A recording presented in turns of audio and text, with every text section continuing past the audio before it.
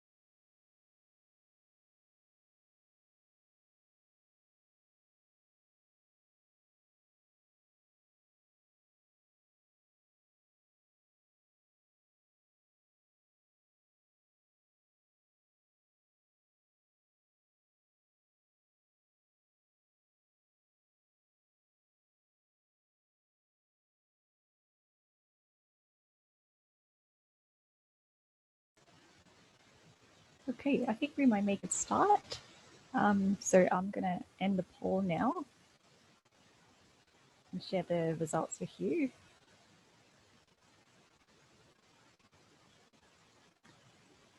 So you can see that virtual video consults is most commonly used in your work or that you service that you received as a patient.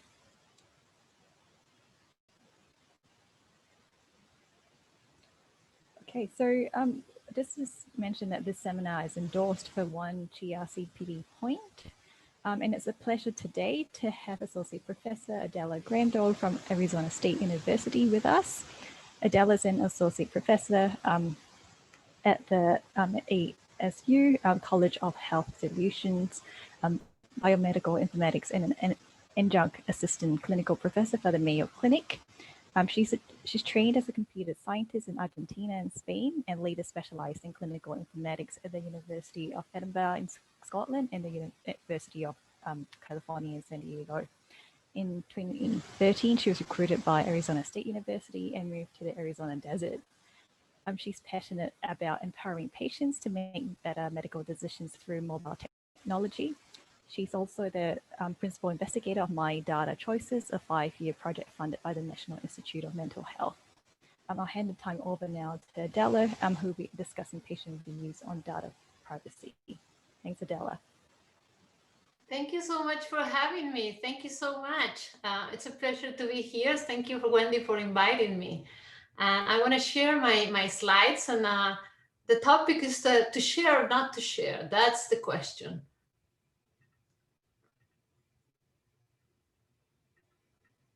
I hope you are seeing my slides. Perfect. Let me just change.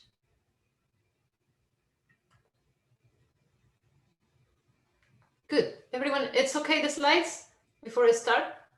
Good. Excellent. Well, so as you can see there, now here it's October, for you it's October 15, for me it's October 14. It's 6 p.m. here, so we have some hours of difference here.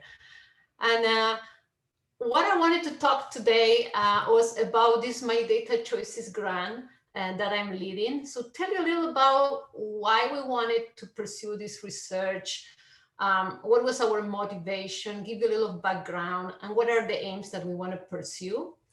And then I'm going to talk only on part of the research we are doing, that part that is only focused on the patient's views on data privacy. As you will see, the grant is quite broad in scope, so I just chose a piece of the research to talk to you today.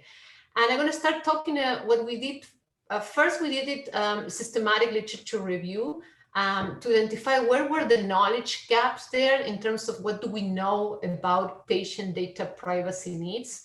And then when we identify that knowledge gap, we design a study just to target exactly what we saw that was missing. So we're going to hear about a personalized card sorting study. That's a follow-up from the systematic literature review.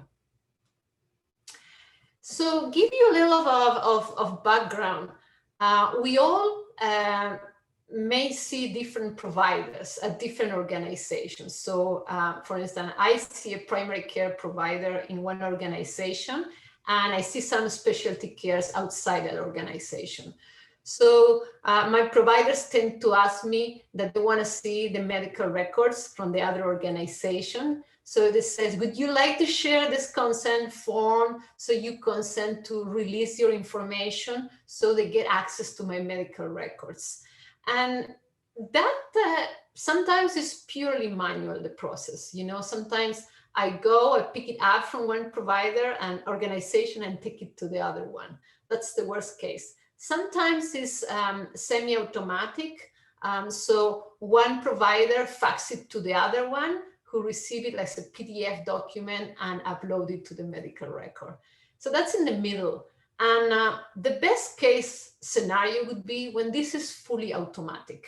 And this is what we all want, you know, so it can be exchanged automatically.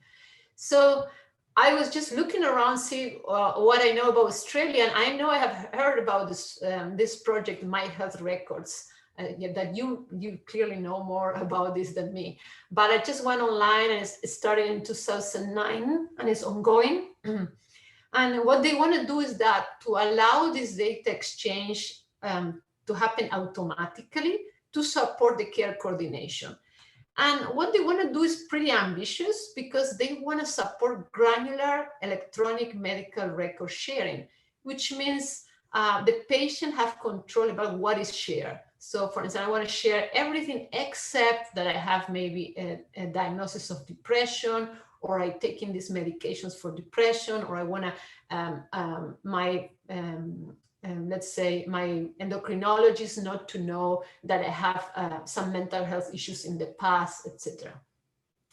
So it means that this My Health Records works like a hub, where everyone, you know, it's controlled by the patient, and the patient can upload data and can also release data to the organizations as he or she wants.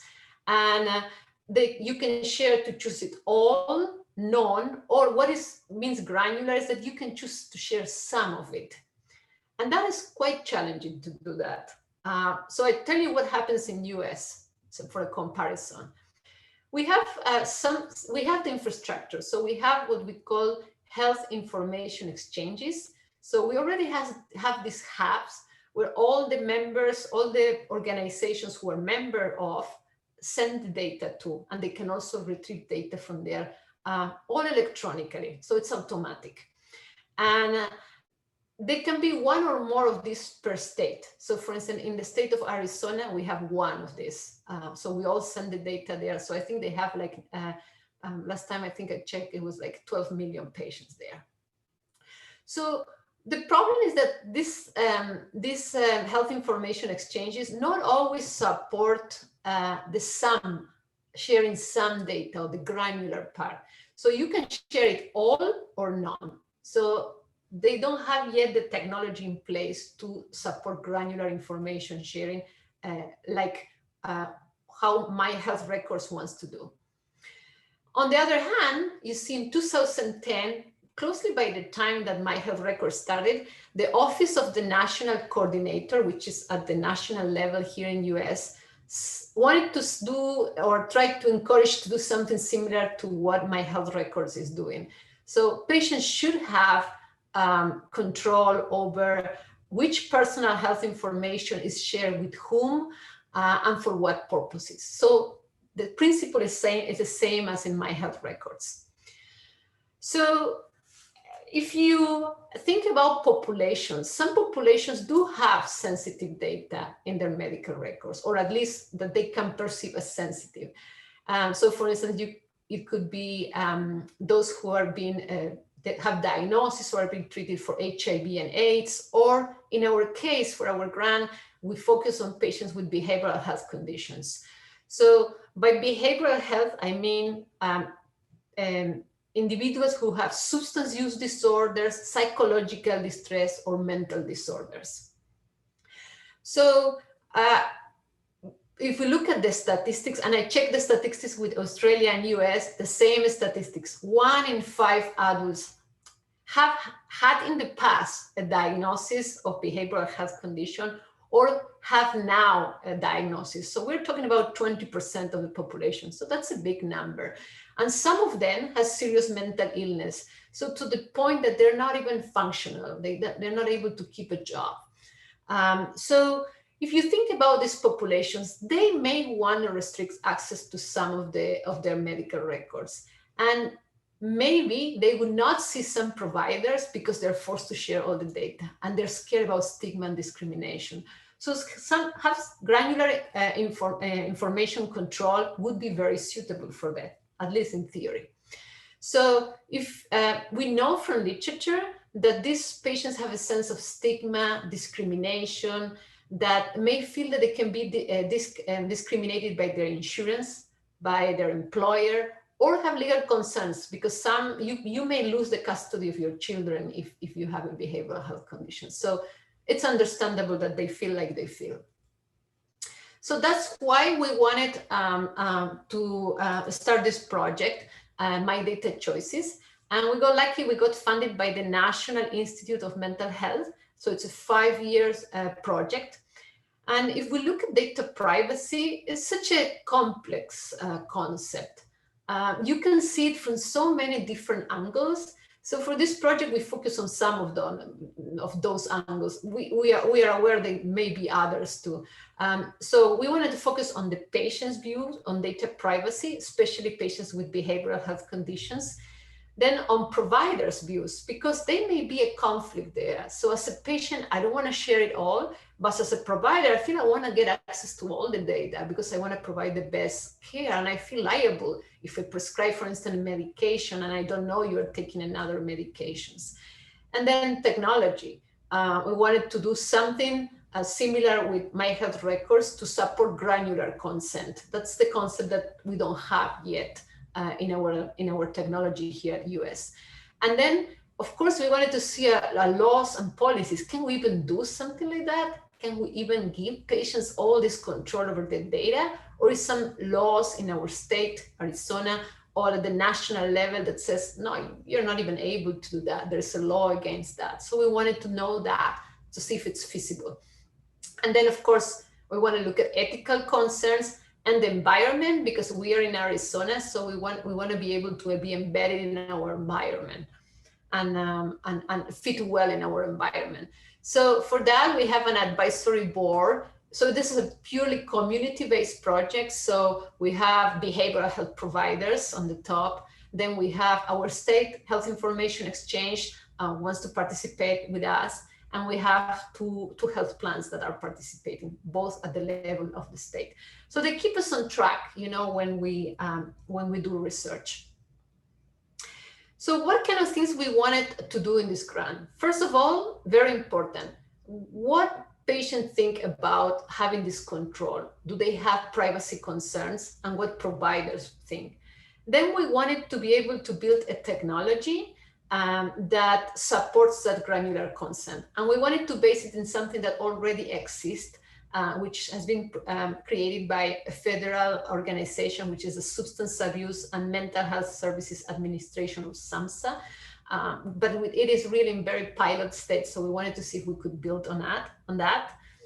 We wanted to look, of course, at laws and policies.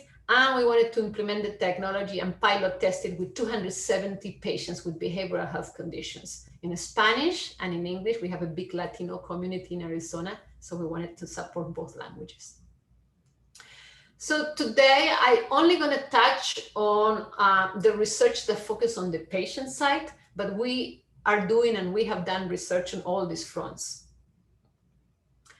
And before I move into the research that we have done, I wanted to pause and see if you have any question.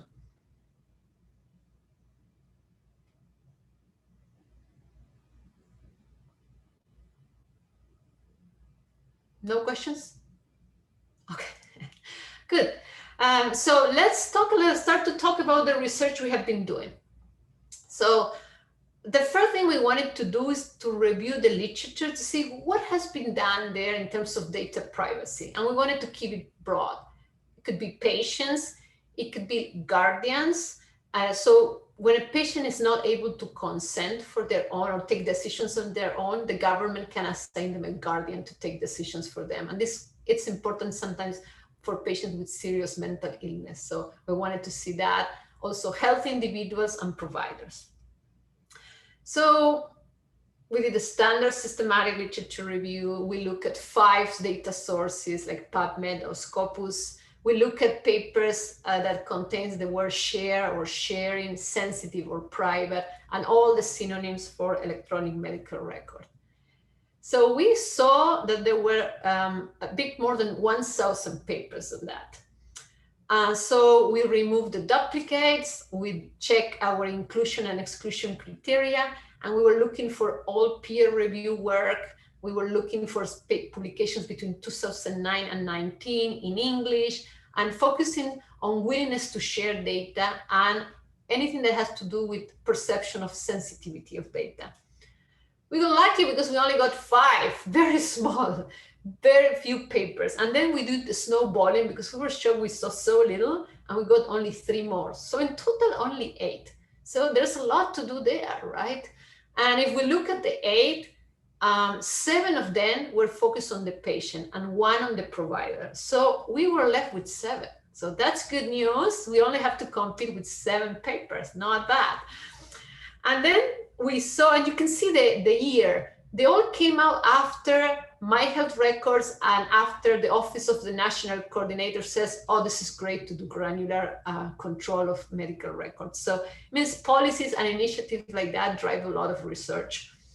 And all of them were looking at data sharing preferences. For instance, they asked patients, would you share your mental health information? Would you share your medications, etc.? Only few of them also asked them about their sensitivity preferences. So are you sharing this, and why do you share? Is this sensitive for you? It is not sensitive, etc.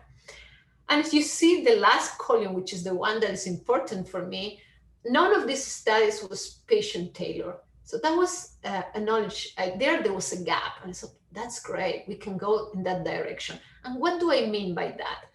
If you look at the 4th paper, the one by Kaney and Hanani, this is a great study, I'm very fan of them. That was a card sorting study. So what they did is they gave to all the patients in the studies the same stack of cards. And each card contained types of medical information that tend to occur in the medical record. For instance, a diagnosis, a medication, an allergy, procedure, etc. So let's say the first card can say diabetes, the second one can say depression, etc. And they asked all the patients to use the same cards and to classify them. So let's say you take depression. Is this mental health or not? So all the patients classify the same cards. So you can see it's not personalized to the patient. The same cards are for everyone. So what if we don't do this? What if we do the same study, but now every card, it's personalized to the patient? So actually the data come from the medical record of the patient.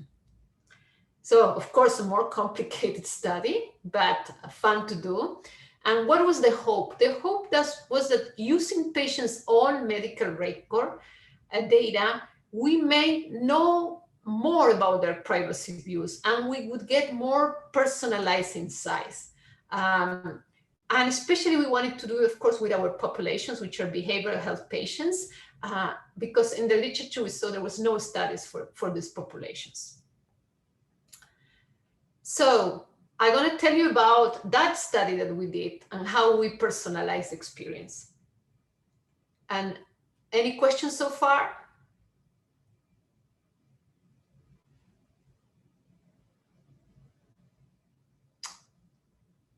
No questions? Okay.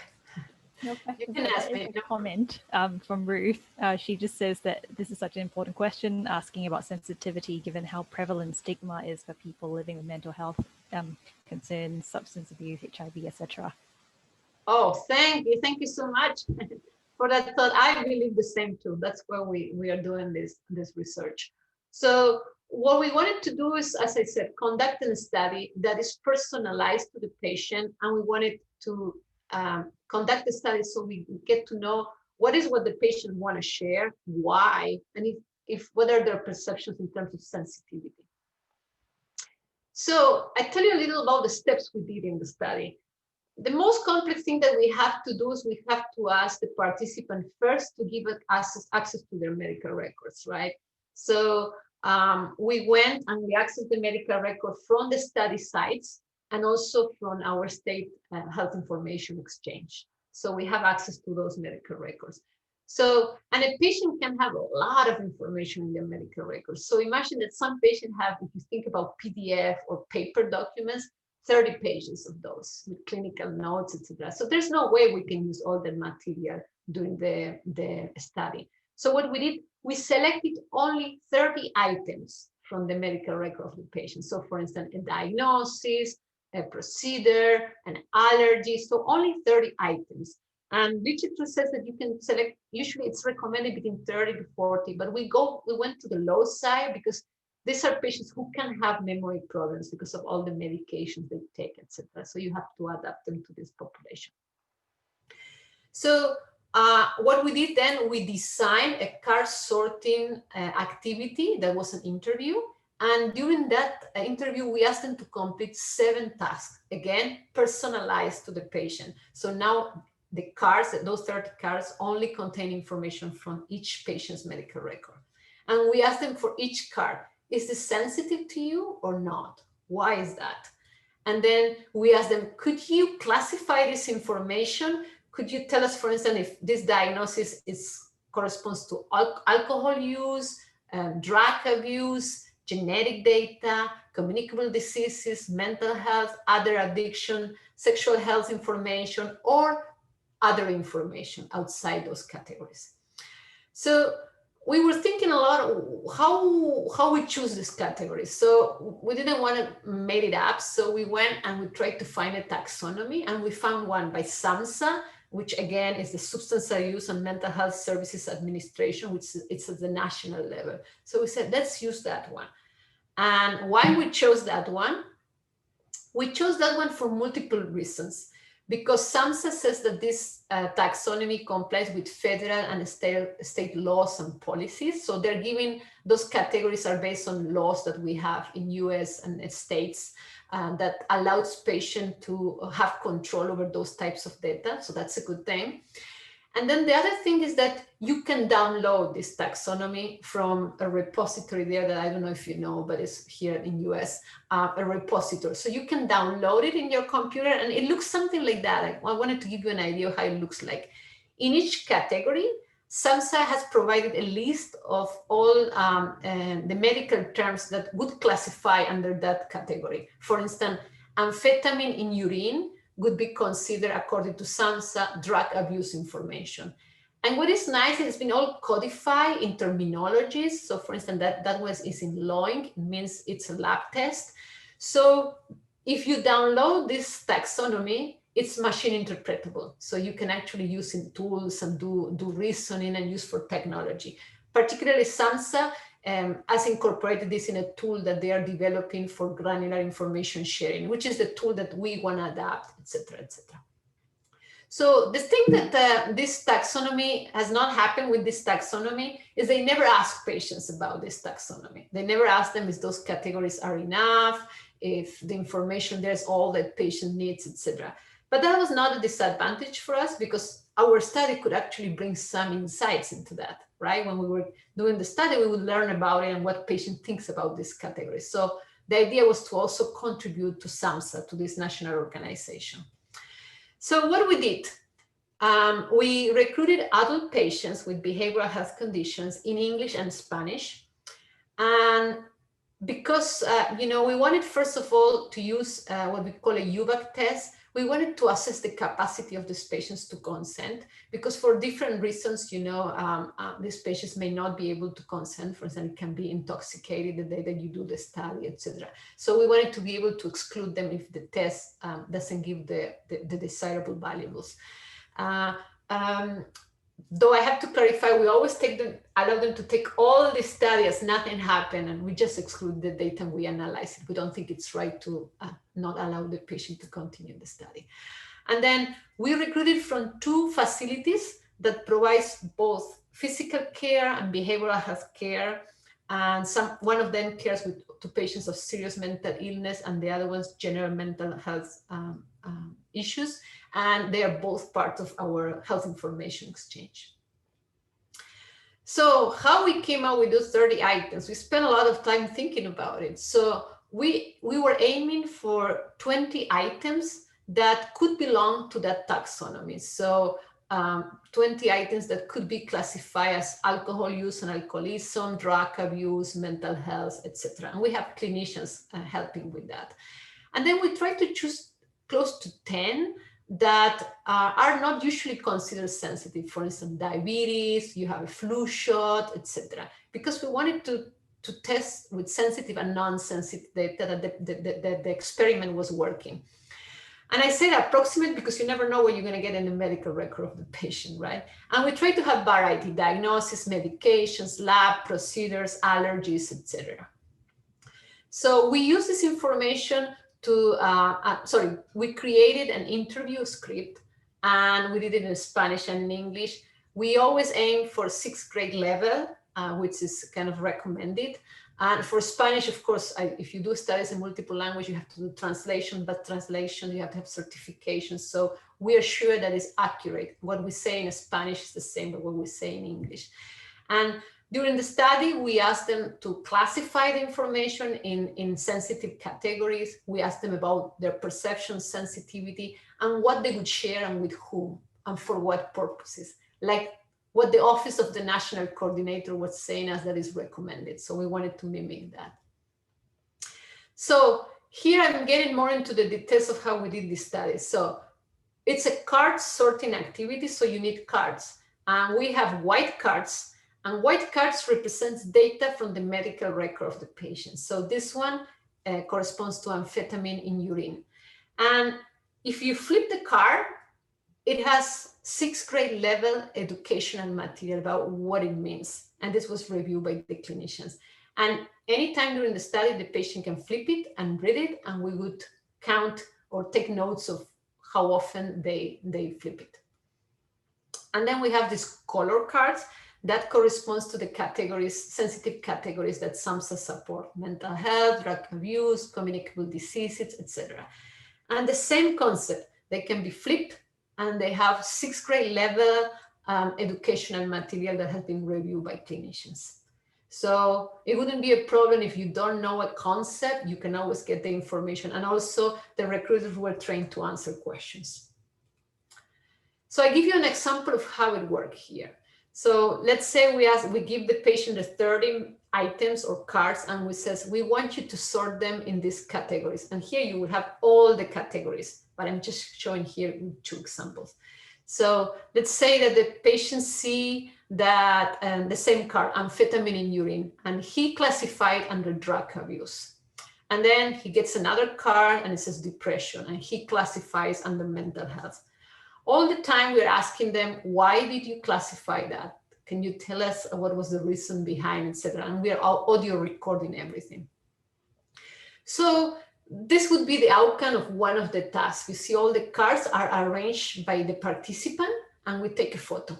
And then we, of course, we audio record. And there's no data here that can identify the patient. So what do we do with the data? With the photos, we analyze them and we do descriptive statistics. And with the audio, we do thematic analysis. And of course, we have to have multiple in Spanish and in English, bilingual researchers to do that. So I paused there before explaining the results. Are there doubts about the method and how it works that I can answer?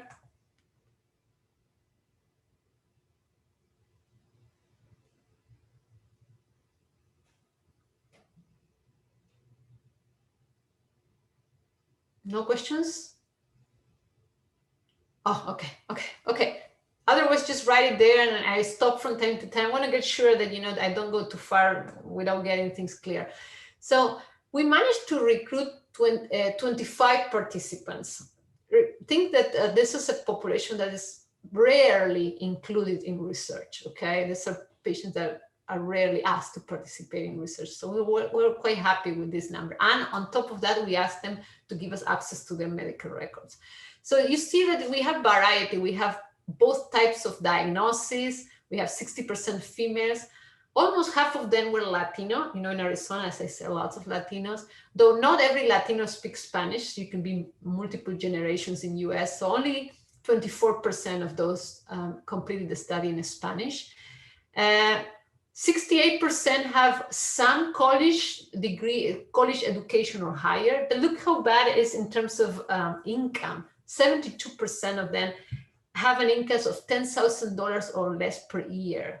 So this is also something that is representative of this population. You know, they are sometimes inability to maintain or get a job. So this sample, it's overall representative of our population. And now I'm going to explain the findings. And this is by far the most important finding. So if you have to pay attention to anything in my talk, this is this slide, okay?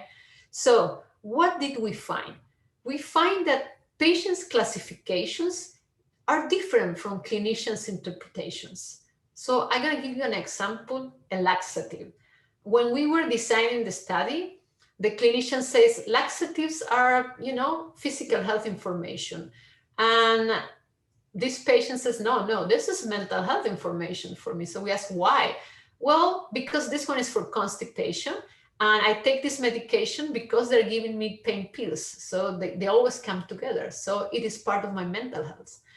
And we had a lot of examples like this during our study that patient and clinicians' interpretations were not on the same page. And this we know only because we use patients' own EHR data. All the previous studies that I show you from the systematic literature review didn't use patients' own EHR data. So they always assume, or they mostly assume that clinicians and providers have the same mental model of what is mental health, what is genetic information, etc. But this study is showing that no. So, you know, that is very important.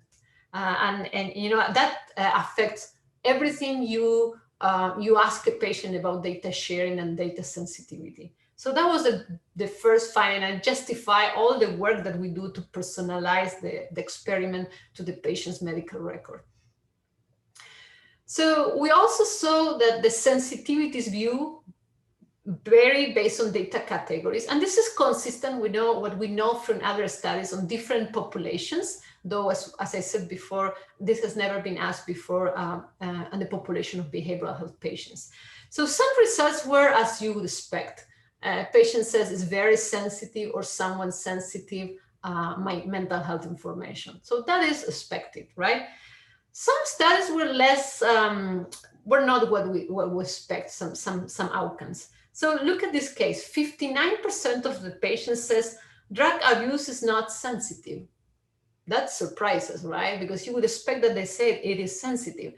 But we learn something more here, and we learn this because we have access to the patient's medical records. So when we designed the study, we learned that these providers conduct drug and alcohol tests very often on all the patients. So you get to see in their medical records very often to have this test, like I showed you before, amphetamine in urine test. So when clinicians, when we show this data to clinicians, they said this is sensitive data, maybe sensitive because it's a test that you do to know if you have been taking drugs or consuming alcohol. But what we learned here is that these tests don't have an absolute value of sensitivity. It all depends on the results of the test. So this patient says, for me, it's not sensitive because always the result is negative. If it were positive, that would be sensitive for me.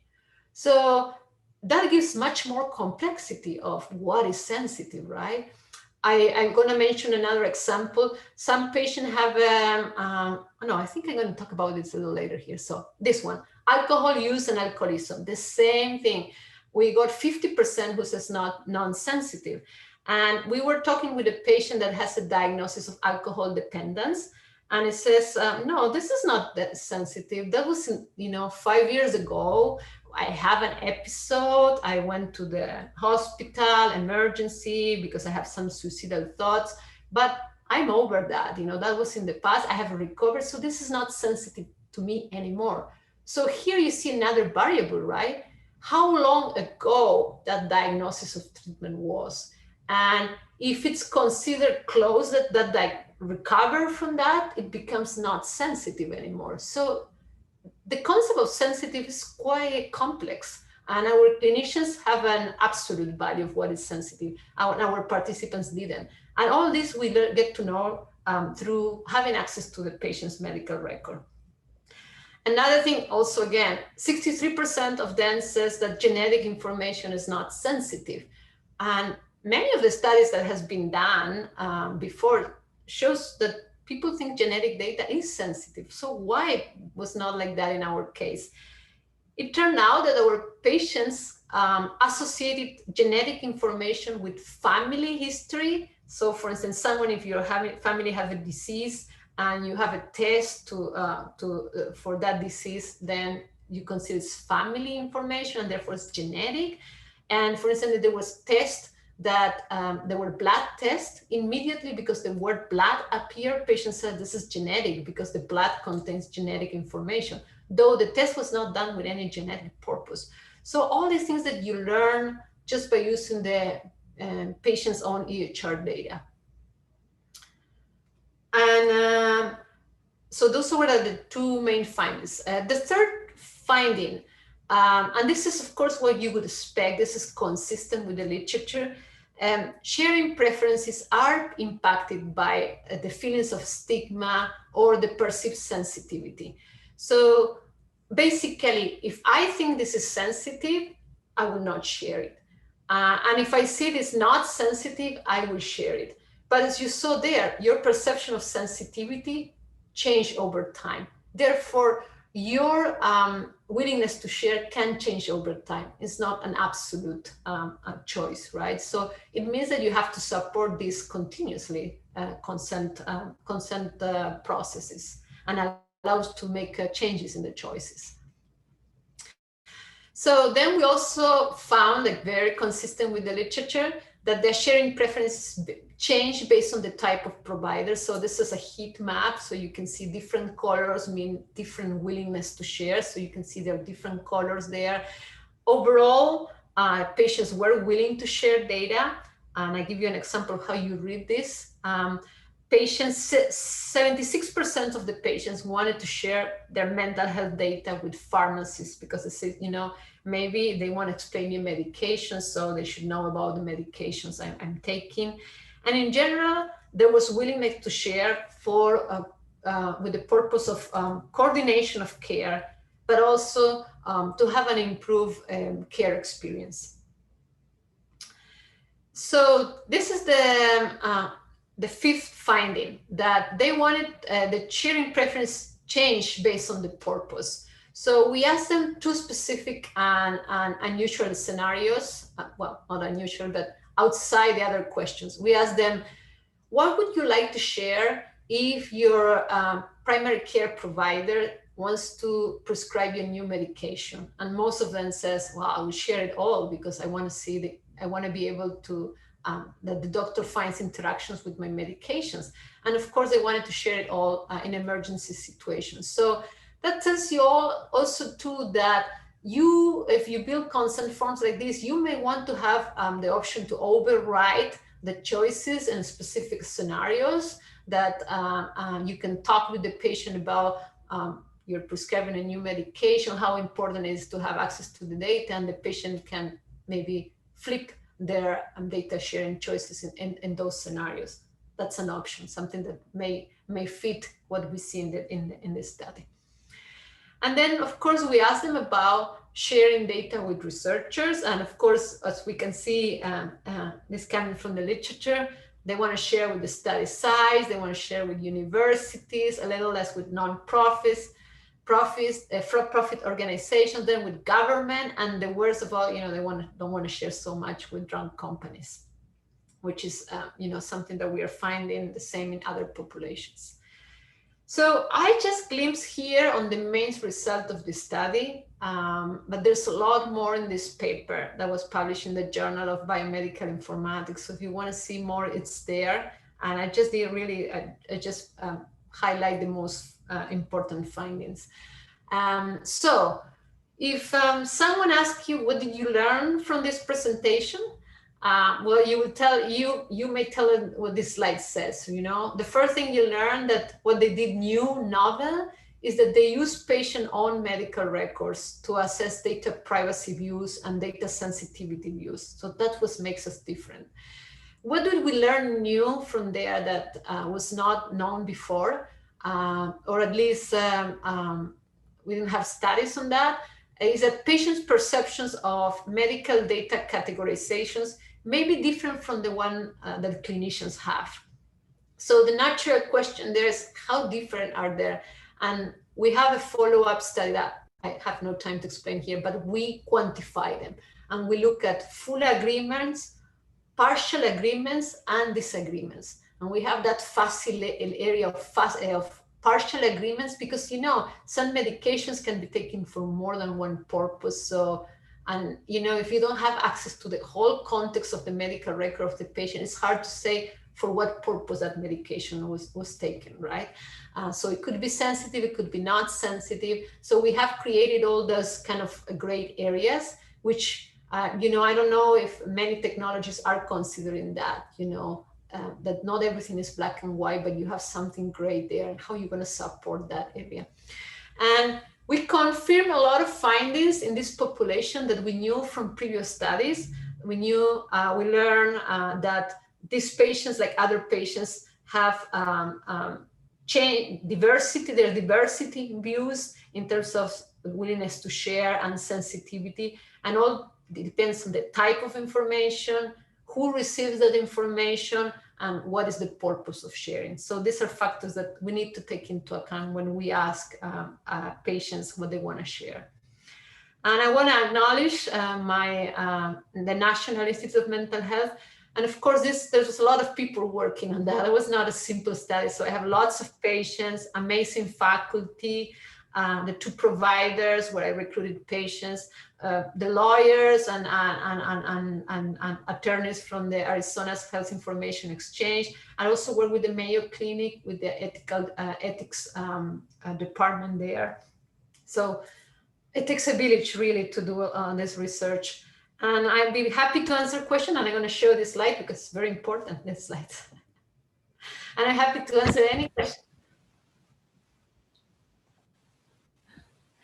Thanks, Adela. Thanks a lot for sharing your work with us. So Tafim says, do you think patients should also have a say in the medium of communication, primarily which clinicians use amongst themselves to communicate about patients? Lots of information is shared through WhatsApp, for instance, and research shows that many clinicians prefer their productivity and ease of use against data privacy. This has led to many breaches. So it was a long question. So what did in terms of with media that she's talking about, sorry? So the issue is, Tafim, correct me if I'm wrong, whether patients should have a say when clinicians are talking to each other. Oh, when they're talking to each other. Oh, of course. Yes, of course. And, there's a lot of law and policies in terms of that, at least here in US. So I give you an example. There is a law here that protects any substance use information. It's a national law. So it says that a patient can give you consent to have access to their substance use data. But you having access to that data doesn't mean that you can share with someone else. It's stopped there, the sharing. So that's a type of data that's so overprotected by our law. So only the person who receives it can use it, cannot transfer it away again. So that creates a lot of problems, right? Because I am working the same organization with someone else, but I cannot share that because the patient only gave me and only me access to that data. So that's the kind of thing. And What we are doing now, we are able to at least they're trying to expand this law now. So you don't say to who you specifically going to give, but you give it right to the whole organization so they can start to share with each other. So that's to address that issue. But it is definitely an issue. And if you look at that tool that SAMHSA is building to support granular consent, they're looking at two options: that you're able to identify individually the provider that you want to share with, or you can identify the organization, the overall organization you want to share with, because they're very aware of that. So just one more point about the same thing. So what I actually was referring to was the medium of communication, because usually patients don't know how their data is, even if they allow the organization to use that data, but they don't actually know what goes behind the scenes and how data goes back and forth between the clinicians. So do you believe that they should have set sort of transparency, like what the process is, and these sorts of things are happening? Yeah, definitely. And it's not a trivial thing to explain to a patient. So the first study we did in this grant, we went and observed the consent processes where this is supposed to be explained. So the patient, when they come to for first time or every year to behavioral health providers, they're asked to sign all kind of papers that explain that, how the data is being shared, what rights they have, etc. And it's just so complex, because first of all, they have to sign a consent to share with the health information exchange. Then they have to sign a consent to who in the family can have access to the medical records, right? Or there's another consent of how they can communicate news. It's by phone, by email, what media they're allowed, if there's a diagnosis or results that they can to communicate. So overall, the process takes in average 30 minutes, but it can take up to 1 hour to sign all those documents. So though the educational material is there and the explanations are there, I really doubt that the patient have a full understanding of that. Sure. Is it answering your question? Yeah. Thank you. Thanks a lot. Yeah, it is. And in our study, we didn't assess if patients understood the process of sharing data, which is in itself an interesting problem. Adela, this is Anita. Yeah, Anita, you're there. Hi. Yes, I'm here, and I wanted to take a quick follow-up on that. I'm a clinician, and I work with Dr. Grando here. And you mentioned WhatsApp. And based on the rules that we have, if you use WhatsApp to share patient information, you can be subject to lots of different layers of penalties. So part of the explanation that you go through is letting the patients know that you will only share their data in a most secure way, even if it's informal. And there's a tremendous kind of firewall built around all that information and a lot of enforcement. So you can lose your license, lose your job, as many have, with using WhatsApp for communicating confidential patient information. That was a wonderful answer. I should introduce Dr. Murko is part of the grant. She leads all the provider side of the grant. So I brought her in case you have questions like that, difficult to answer. Thanks, Anita. Hey, Adela? Oh, Adela? Yes. Brian, hello. Hi. This might seem kind of esoteric of a question, but I'm blanking on, remember the postdoc at UCSD that came from CMU, the privacy guy? I'm blanking on his name right now.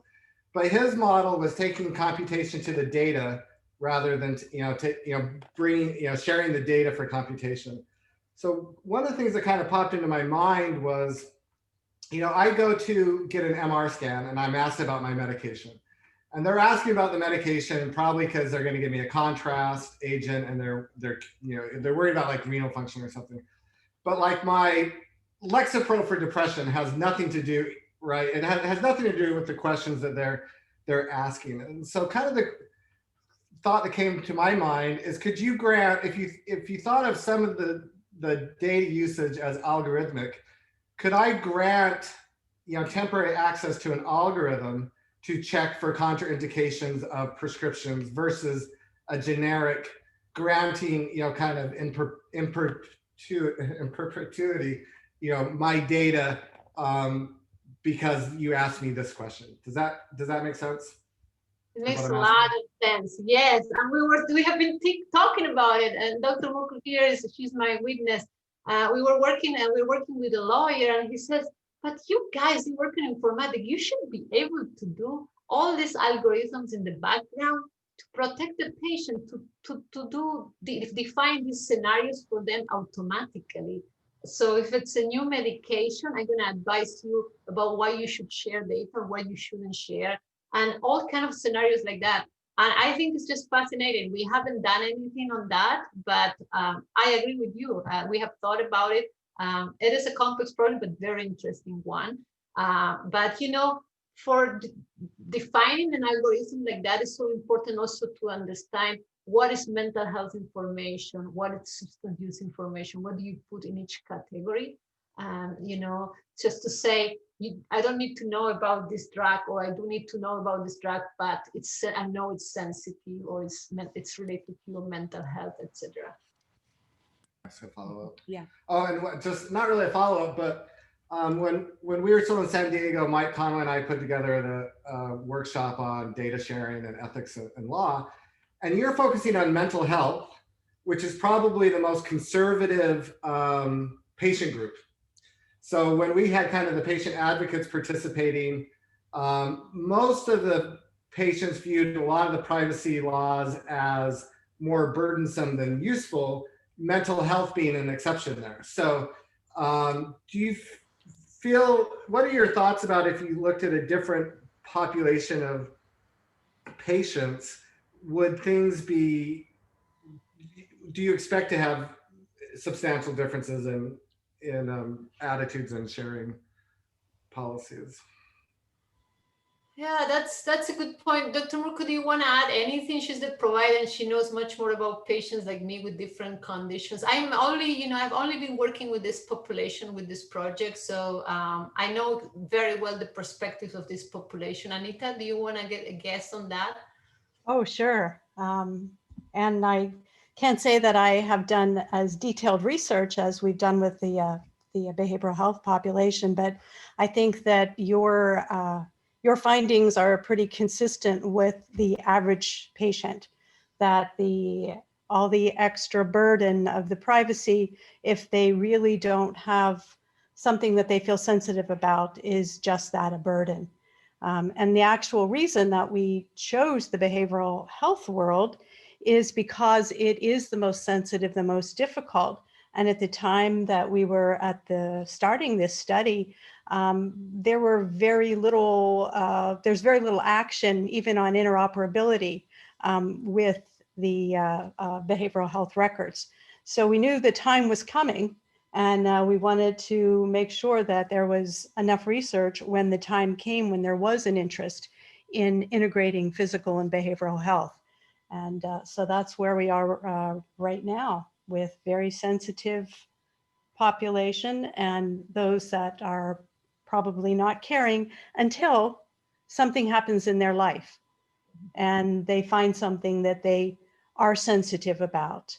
And none of us really know when that moment is going to be if we don't have a behavioral health issue right at this time, or our families don't. So I think for the average person, you hit the nail right on the head. And we have the rest of the population, and we don't know when we will become part of that more sensitive population. Yeah, and if we may add something to that, very often it happens that patients who have mental health issues also have substance use disorders. So think about it, you have two very types of sensitive data in your records. So that makes them very protective of them. That's what maybe your comment, Brian. Very often they have two very sensitive types of data. And when we interview these patients, the thing that they're more worried about is they're losing the custody of their children. So it is the biggest motivation for them, and that's why they're exceptionally protective of the data, how it can impact their family. And when they're students, they don't want the university to know it. So these are the two comments that we're getting. When you have family, you worry about their family. When you're a student, about your future and how can it can have a domino effect over everything. Adela, we have a related question about that. What ratio of patients allowed your team access to their medical records? What ratio of patients have access to the medical record? Allowed your team to have access to medical records? Yeah. So we started with, we asked 36 patients who gave us access to their medical records, and we stopped there because we thought we have enough data. And when we invited them to do the interview, 25 of them agreed to participate. Great, thanks. And another question from Ruth. She has a question about sharing with family members. She's done a study recently with the migrant and immigrant and refugee background women about sharing with family in Melbourne. She'll love to hear more about your work. Yeah, we haven't done anything in terms of family member. We have done sharing with healthcare providers and with researchers. So for the purpose of care delivery and research. That is in itself a different area, and we have done no research on that. So I would like to read her papers. It's about to be published in the next 2 months.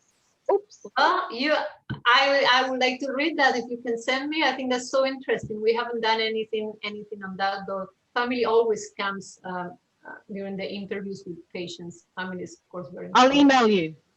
Wonderful. Thank you. Thank you. Thanks.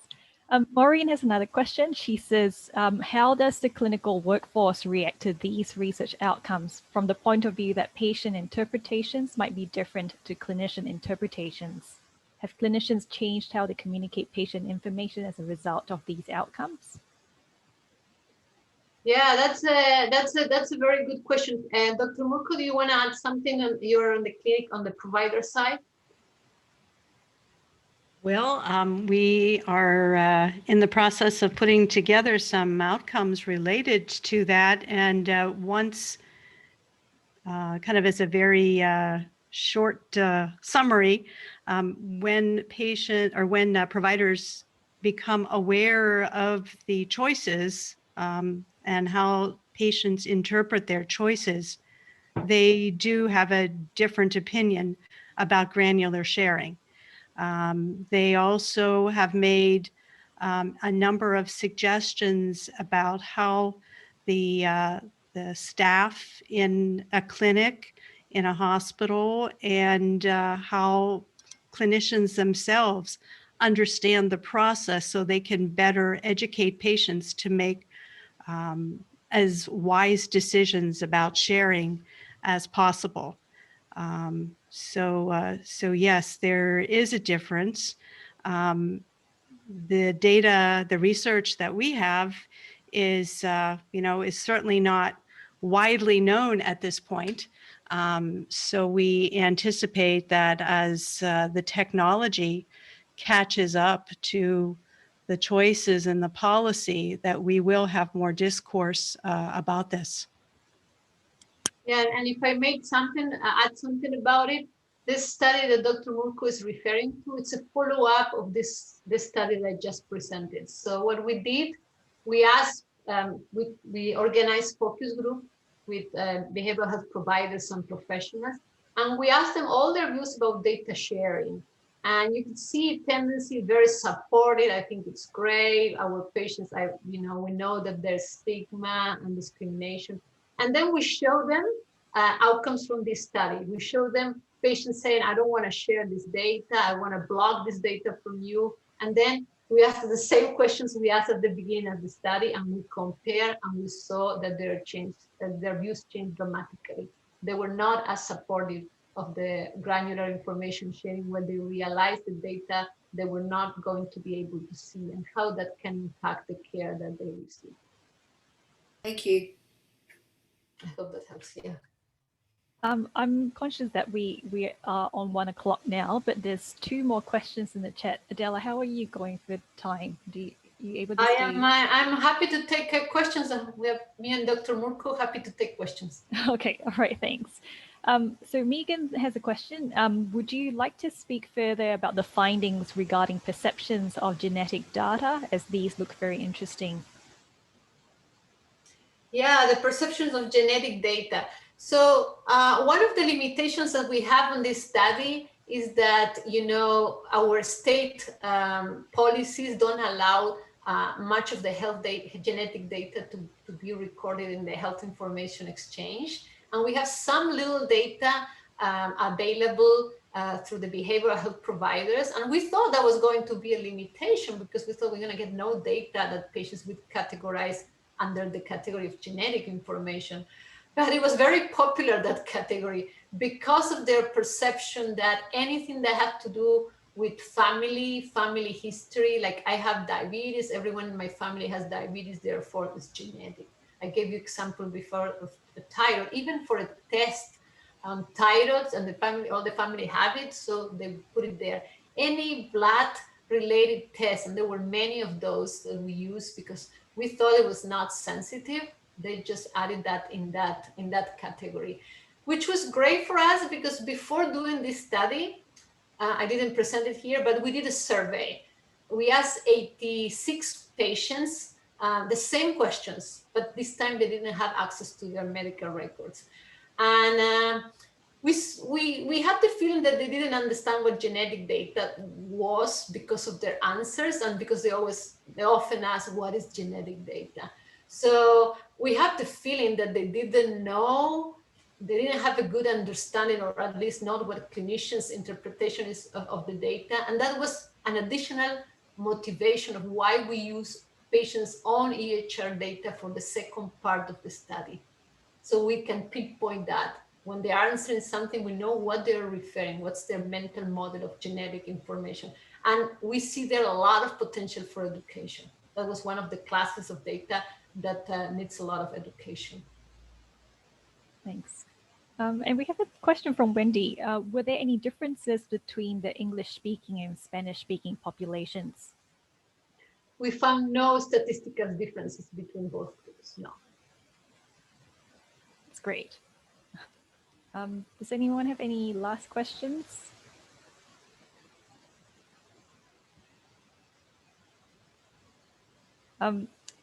Adela and Anita, thank you so much for joining us today, and thank you for taking your time this evening to speak to us here in Melbourne. Yeah, sorry, my connection is a bit poor. That's why I hope my sound's not lagging. We have a last seminar for this semester, and it will be held in 2 Thursdays' time on the 28th of October at noon. We have Dr. Polina Kukaruva from the University of Utah, who will be reflecting on her work on the evaluation of FHIR apps. Just want to thank everyone for joining in today. Have a great afternoon.